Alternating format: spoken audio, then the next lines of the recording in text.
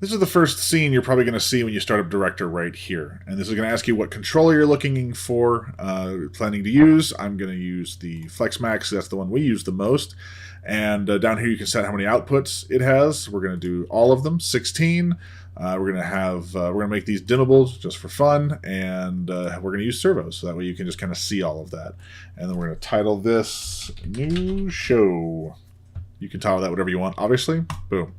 And now this is your main interface.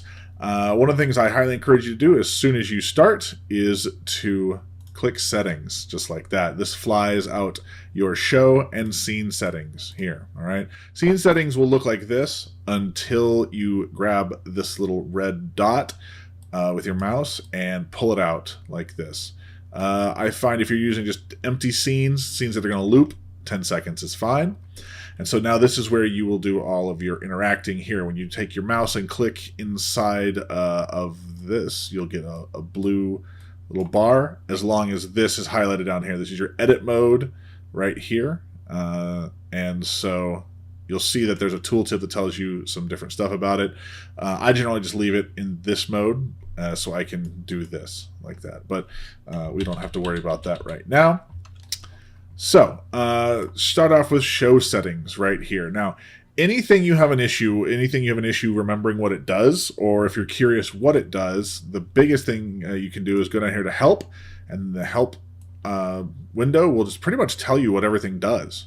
And it's good to familiarize yourself with all this stuff, even if you never use it. There's a number of things that we never use. And like a good example is the input one timer. We've never used that for anything.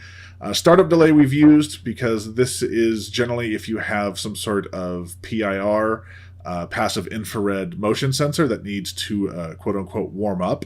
So you would put in like, a minute, 30 seconds, 60 seconds, whatever, that will allow the sensor to warm up and not give you false triggers, right? So there's that. Now, let's take a look here at normally closed inputs, single shot inputs, and normally closed outputs, like this.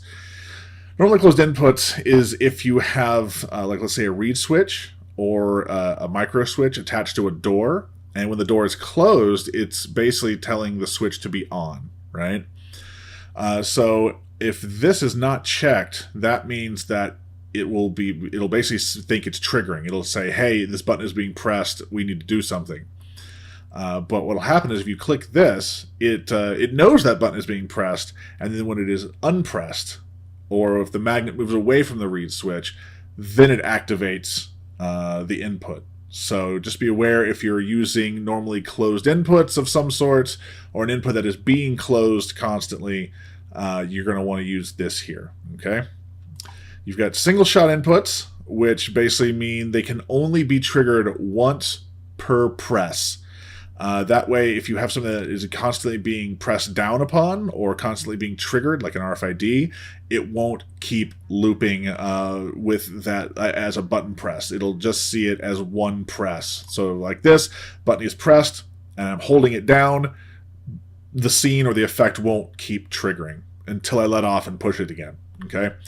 So that's what that does. And normally closed outputs, this is generally used when you want to have a light on all the time and then go off, or you have a mag lock being powered by your controller box. So let's see how that would kind of work. Over here, this is where all your outputs are. As you can see, they are all listed up here.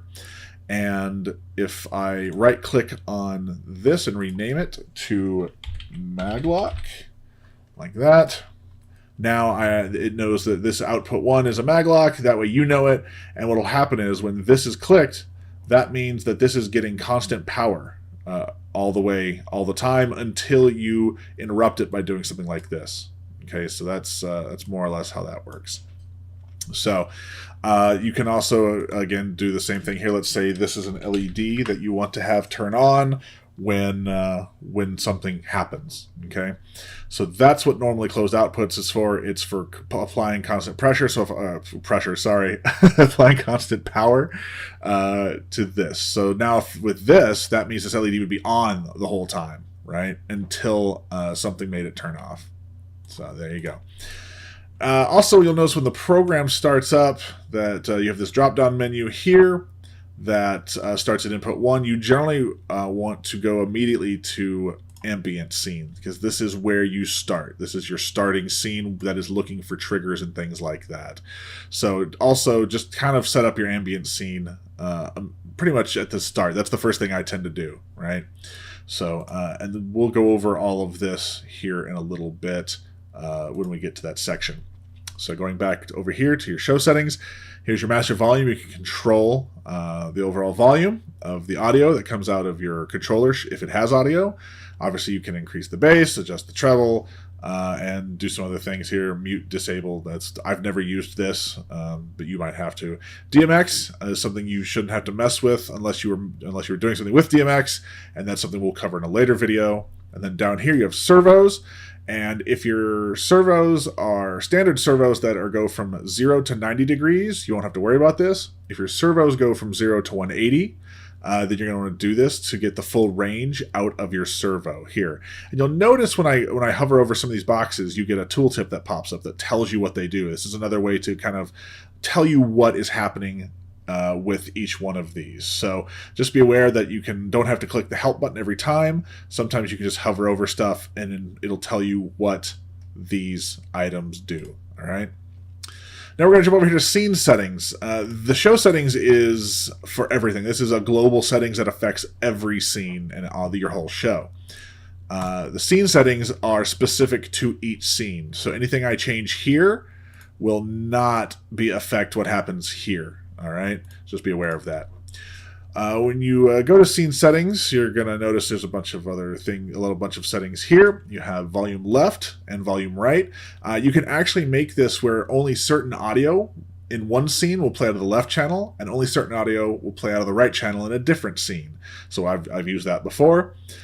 Fade on interrupt. Normally when you're having audio play here, up inside of this, and audio is something we'll cover in a different video because there's more to it than just adding audio, so that'll probably be one of our next couple videos after this. You'll notice that when you jump to a new scene, the audio just cuts off, just jumps without any fade.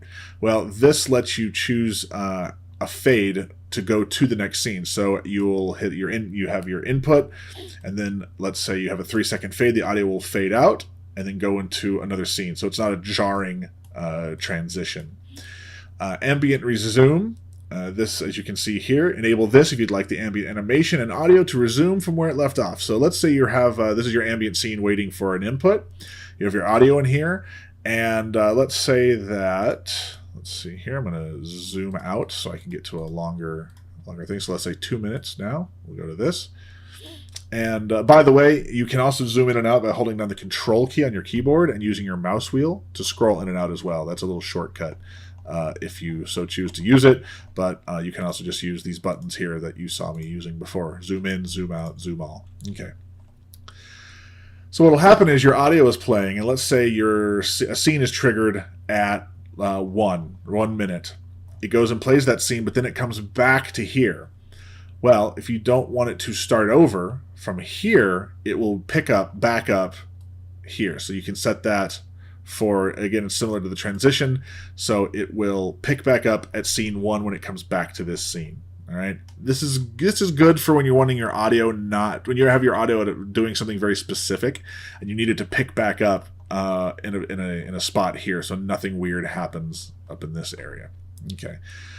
Sound delay is to offset the start of the scene sound. So let's say your animation takes a few seconds to do something, you can delay it here like that. So sound mode. This is something I've never used, but if you want to know what each of those modes do, there's also a help button down here that will show you what those do. This just tells you default, no sound, continue ambient, play all files, jukebox mode. So these give you some extra options for things to do if you want. Fixed length here, obviously this is if you want your scene to have a fixed length no matter what. Recording will automatically stop when this point is reached. So this is another thing I've never used because I'm usually very specific about my timing and things like that, or my scenes match my audio, so I don't generally mess with this myself. All right, this is the most important area here, the behavior tab, if you will. This is where everything in your scene is going to happen. First thing I'm going to recommend to do is just uncheck every single one of these. I don't know why they start this way, but they do, so I generally just leave them unchecked. I come in and immediately uncheck them. So I'm going to explain what these two sections do, because this is where I find people run into a lot of confusion about the director program. Okay, so interruptible by 1. So what this means is, if I check this, that means that input 1 that is hooked to your controller, if that button is pressed, it's going to jump to input 1 / scene 1. I tend to say scene, so if you hear me say scene 1, I mean input 1. I actually think these should be named scene 1, scene 2, scene 3, scene 4, but I didn't make the program, so it doesn't matter. So interrupted by 1 means you'll go to input 1 no matter what. If you input 2, we'll go to input 2, input 3. So these play these scenes, and if you're doing a very simple puzzle where, let's say, you have you basically press button 1 and you go to scene 1, something happens, and that's it. And if you don't have multiple scenes that need or multiple inputs, you can just do this. This is the most basic thing to do here. 1 means 1, 2 means 2. But let's say you need something to jump to. Let's say you have input 5 wired to do something different, right? So and you have let's say you have 1, 2, and 3. All right, inputs 1, 2, and 3. So that means these are going to jump to these. But let's say you have 1, 2, and 3. Input 1, 2, and 3. You need those to happen at the same time, and then jump to scene 5. All right, so let's say scene 5 over here is a success scene, right? So let's say scene 5 is where something happens and your mag lock opens and your LED comes on. All right, so that's without. And also, if I go into manage scenes, I can come down here and give it a custom name. Let's say this is my success scene. All right, so now when you drop down, you go, okay, success. All right. So let's say we've gone to ambient. Ambient is generally, I'm going to give this, I generally name this waiting, like this, because I know that this scene is waiting for something to happen. Okay? So now this is your waiting situation. So let's say you need input 1, 2, and 3 to do something. So I'm going to go to multi-input go to. I'm going to go to success. You're going to get this pop-up window here that pops up twice for some reason. Don't know what's going on there. And you're going to mark 1, 2, 3. So this would be if you have, let's say, multiple RFIDs around the room, and you have to have some statues placed somewhere in particular. And only when all 3 are placed will this scene play.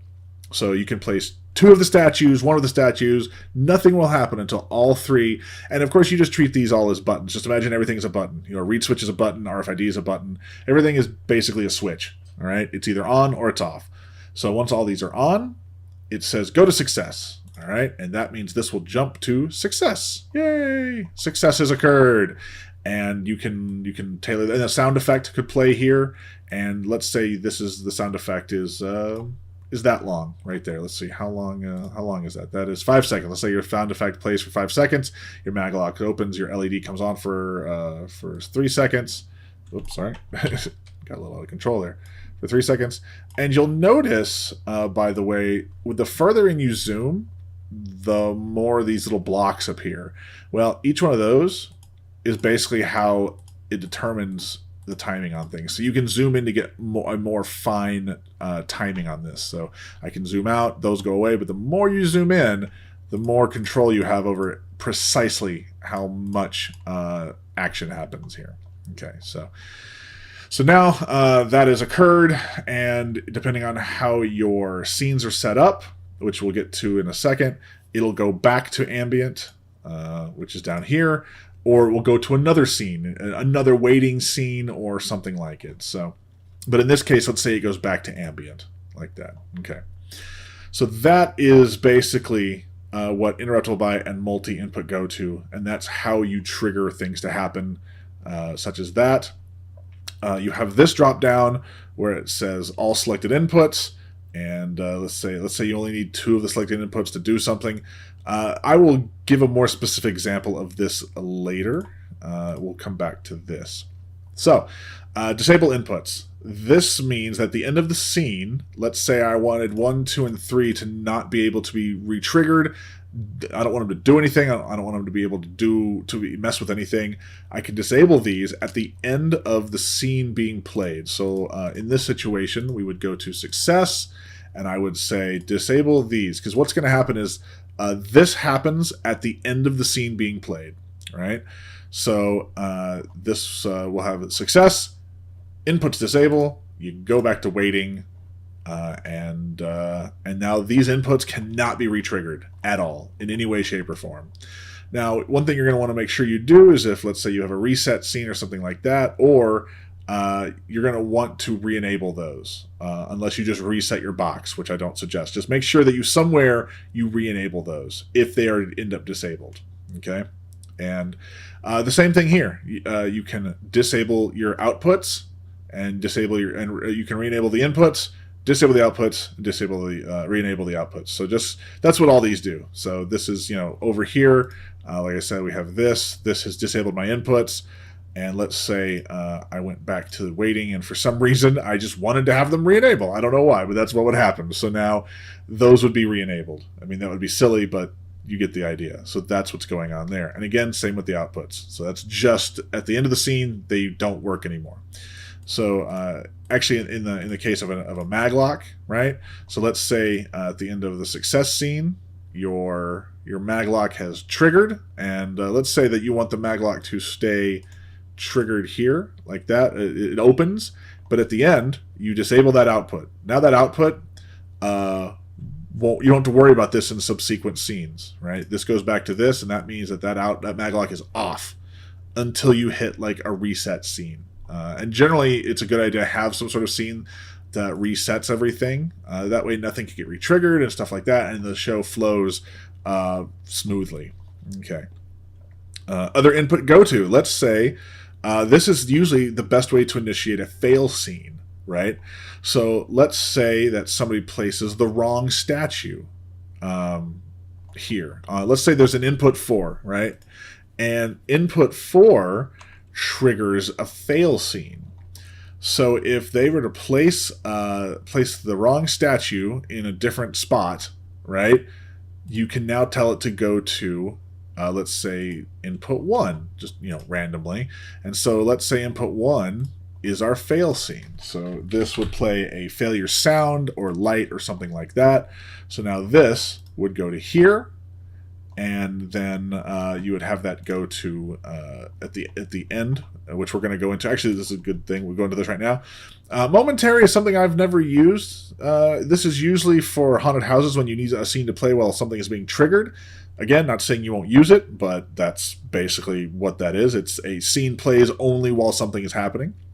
Anyway, so now this is another important one here. This, I would say, after scene go-to and interruptible and multi-input go-to are your most important things to be acquainted with here. So after, let's say after your fail scene plays, it's going to go back to waiting, right? It'll be like, meh, and then goes back to here, which means it's waiting for something to happen. Now it's waiting for these 3 inputs to go to your success scene. Now, usually your ambient scene, you want it to be set to, after this scene, go to this scene. So this scene loops. It just, every 2 minutes, it goes back to the exact same scene, right? So let's say you've done your success scene here. Boom. Things are successful. Everything is done. And then you can have it go back to waiting. And what this means, ambient next scene, is it means that it's going to go to the next scene in the ambient list. I like to tell it to go to a very specific scene just in case something weird happens or I forget something. I just like to be very specific with where it's going. I'm not a huge fan of the next scene thing. If I have too many scenes, it gets very confusing. Down here is a special function. There's a bunch of different functions that you can have this do. Again, I find this tends to be more for the haunt industry stuff than escape rooms, but if you need to know what each one of them does, this is another time for you to go down into special function, and this will tell you what that stuff does, like that, in the help area. Game timer. This is a newer function that has been instituted when a scene when a scene starts, it will keep a timer running in the background. This is a new thing that has been implemented for escape rooms specifically. And as you can see here, this is used to trigger a specific scene once a specific amount of time has elapsed. Okay, so let's see. Let's say after 60 minutes, right? After that 60 minutes, no matter what happens, like right now, like this was, let's say that this, and actually this would not be here in the success scene. This is actually not the place to run that. This would be in your ambient scene when your show starts, right? So let's say you have a show starting thing. You have a button that tells you to start the show, or when the thing boots up. That means this game timer will now start. And at the end of everything, let's say after 60 minutes of everything happening, you tell it to go to input 1, which is a fail scene, right? Or you would have in this, let's do this here. Well, actually, this will make more sense. This will be a game over scene. Okay, so that would be game over. And so now this would be the end of your game. And so you go into here. So after 60 minutes, boom, input 6 plays your game over scene, right? So that is what the game timer is for. So that's a handy little thing. Now, obviously, you can use it to other stuff. Like let's say if you have your success, now the players have 5 minutes to do something else, or they end up failing. They go to a fail scene or something like that, right? They have this is good. Like let's say you have a bomb of some sort, like that you can't control kind of when it starts. That's like you get to a scene, all of a sudden there's a bomb they have to defuse, and they have 5 minutes to defuse it before things go haywire, right? Now, obviously, yeah, you can have a timer built into that prop, which triggers something here, but you get the idea. Let's say this facility will self-destruct in so many minutes, you know. They have 10 minutes to do something before something happens. So there's this can be used for things other than just the full 60-minute game timer, just so you know. So that's the basics of the scene settings, and of course you can hit this button to reset everything to default. I don't think I've ever used it, but we'll do it now, just so I say I've used it. That's default, apparently. There you go. It's kind of an undo thing, I guess, but so now it's all been set to default. So the final thing I'm going to go over in this video here is your scenes, your inputs. So you'll notice when I go to manage scenes, I have been adding names to this, and so I know what each one of these inputs is. Now, these are not the only scenes/inputs you are limited to. You'll notice there's these two buttons here, insert above, add below. So let's say I wanted to add another ambient scene, right? So let's say this ambient scene is just waiting. And now I would have game start, right? So this would be the game start scene. And now this would be ambient 1 here. And if I did that here, if I added something below this, I would have input 1, 1, like that. You can have a lot of scenes. You can have, I think, something like 70 plus scenes inside of here. I've never made that many. I have made a lot. I have probably made like 40 scenes in a puzzle before, but that was a very involved puzzle. But this this guy here, this lets you add all these scenes. Now be aware, once you've written your scene, let's say you have to go in and add another one. Like let's say everything is fleshed out and ready to go. If you add a new scene that you didn't know you need, it might shift some things around, and it might change some of your things here. Like anything with the drop down, your after scene go to, your other input go to, and even possibly this will get shifted. So make sure everything is how you want it to be. And a good way to do that is up here at the top in the scene summary. This is a newer function as well that was added like in the last year. It tells you what this scene is doing. So this scene will play when it ends. The scene ambient next will be played next. So, but if I go to waiting, it'll say, oh, when scene ambient 0 waiting will be played next. So this tells you what each scene does. So that way you can kind of double check. You can go through your scenes and be like, oh, something has shifted. That's not right. The other way to tell this is this outline, which is also a new thing here. You click this, it basically gives you kind of a flow chart of what your whole show is doing, what every scene is doing, what your game is doing. So you'll notice here, ambient 0, it says show starts here. Before the scene starts playing, the game timer is set to 60 minutes and it'll jump to this, right? So that was done there, which I believe, I thought we turned that off. Oh, no, we didn't. Okay, so I'm just turning that off for now.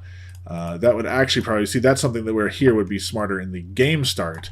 Once the game starts, this scene would go to this scene, and then this would start your timer, and then that would play your game over thing like that. But in the outline, you'll notice all of that just got changed. So no longer is the timer here.